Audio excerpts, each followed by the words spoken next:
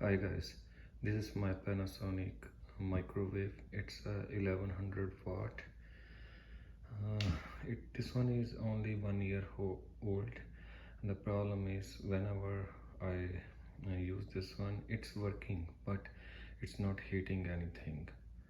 Means whatever time I use for heat up anything, the microwave runs, but it is not heating anything.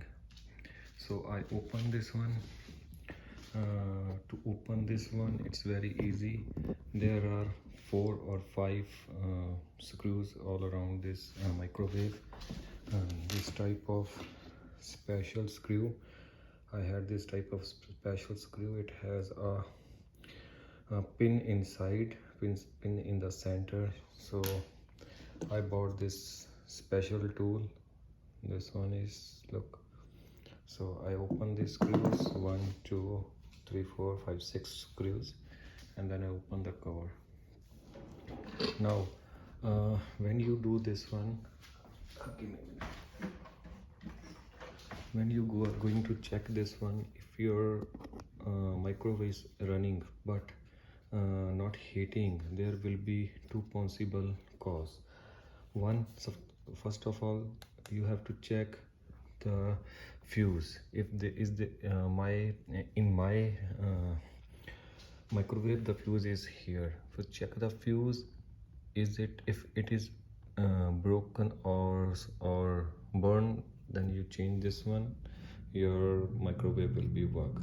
If this fuse is okay but still you have problem, then it means your microwave diode. There is one diode installed in this means all microwaves to control the current. So I will show you where is the diode. This, see guys, this is the diode, this black one. See, this diode is connected with the body of the microwave. See, and the one end is in the capacitor. So I remove these wires. I want to say one thing. If you are going to repair this microwave diode, you are going to replace this one very carefully, guys, because this condenser stores high voltage inside. So if you will not discharge this and you will try to open this with a bad tool, means a metal tool, then you will get a very big shock and you will be injured. So don't try without doing empty this one. How to empty this condenser, there are some videos on YouTube. Because I'm not a professional guy, so I don't want to show you how we can discharge this one. But if you will put a screwdriver here and the second here and then joint both screwdrivers together, then it will be discharged. So make sure before use your hand, discharge that first, otherwise you will be injured. So this diode I'm talking about, see this diode has a problem. So how to check this diode? If you want to check this diode, give me a minute, I will show you.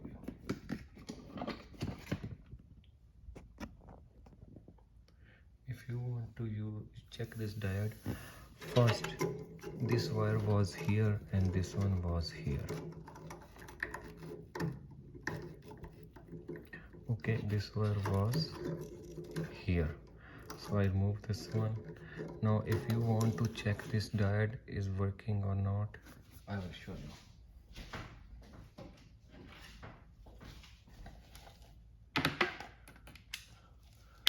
So guys, this is a multimeter. You have to move this on diode location. This is the diode function. This one is showing 1. If it will be good, it will show you numbers. If it is bad, this one will be remain 1. See this one, if I'm going to touch this one, that one showing. Okay, if there will be no connectivity, it will stay remain 1. So I'm going to check this diode connecting with the other end. Now here I will check this way.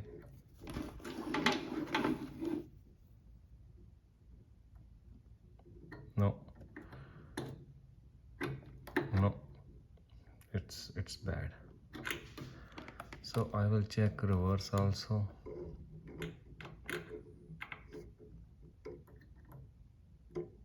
No movement and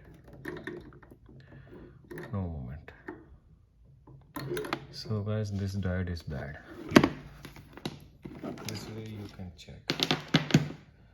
Now I will buy a new one and I will replace this one, and I will continue my video again. Thank you very much. Yes, but again, make sure before doing anything here, remove these cables with a new plier, or the plier has good grip like this. This one is a new one, so before doing this one, check your plier. If this rubber or this grip is broken somewhere, don't use that, because you can get shock. Okay, so make sure there is no cut or no rib, so then use this one. Otherwise, or when you are using this one, don't hold here. Be careful, man. That's it.